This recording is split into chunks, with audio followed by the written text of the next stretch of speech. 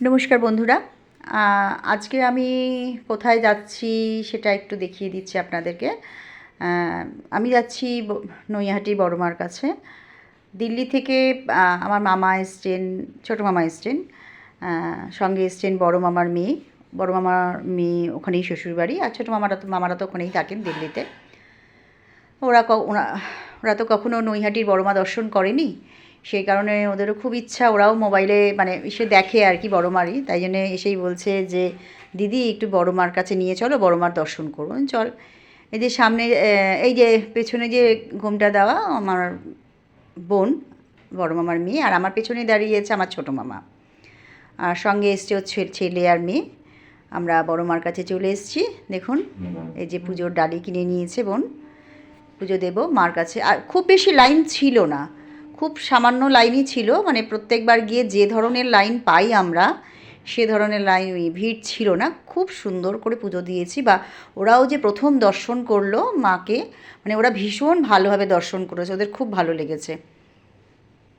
সবাইকে নিয়েই এসেছি, আর যাকগে সবাইকে যে নিয়ে আসলাম বা সবাইকে যে মানে ঠিকঠাকভাবে ঘোরাতে পারলাম, এটাই আমার খুব ভালো লেগেছে।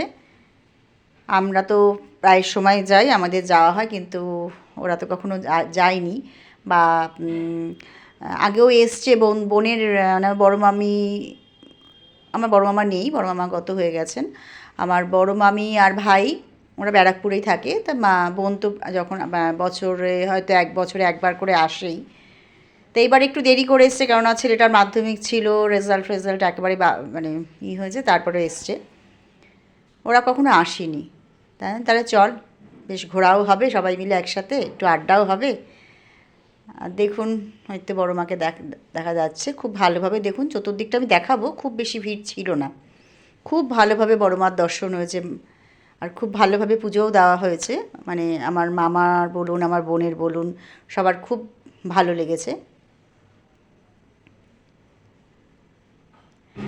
আমাদের পুজো হয়ে যাওয়ার পর আমরা গিয়েছিলাম একটু গঙ্গার ঘাটের দিকে, যেখানে গাড়ি পার্কিং হয়, মানে খেয়াঘাট যেখানে আর কি, লঞ্চ ঘাট, ওখানে গিয়েছিলাম।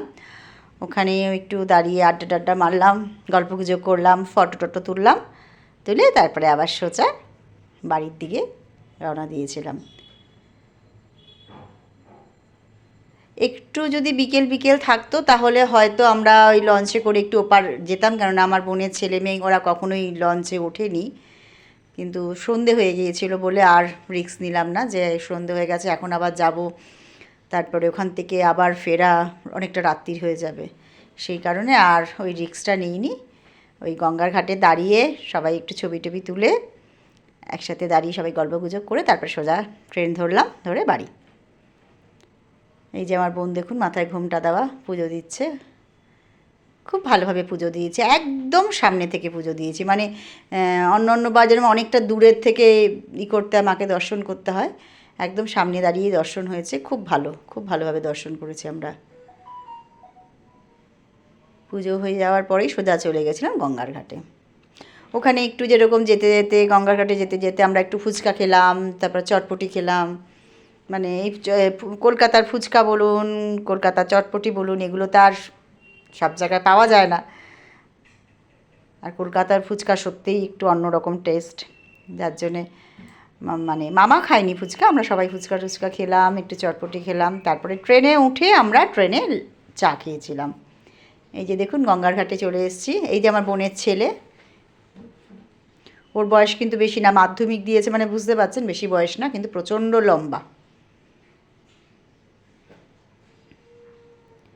মাথায় অনেক লম্বা হয়ে গেছে আর কি। এই তো লঞ্চ ঘাট, ওদের খুব ইচ্ছে ছিল ওরা একটু লঞ্চে করে মানে গঙ্গা পার হবে, পার হবে, কিন্তু মানে সন্ধে হয়ে এসেছিলো বলে আর আমরা ওই দিকটা যাওয়ার রিস্ক নিলাম না। সূর্যটা দেখুন বন্ধুরা, কি সুন্দর দেখা যাচ্ছে। তাহলে বন্ধুরা এখন এতটুকু, টাটা।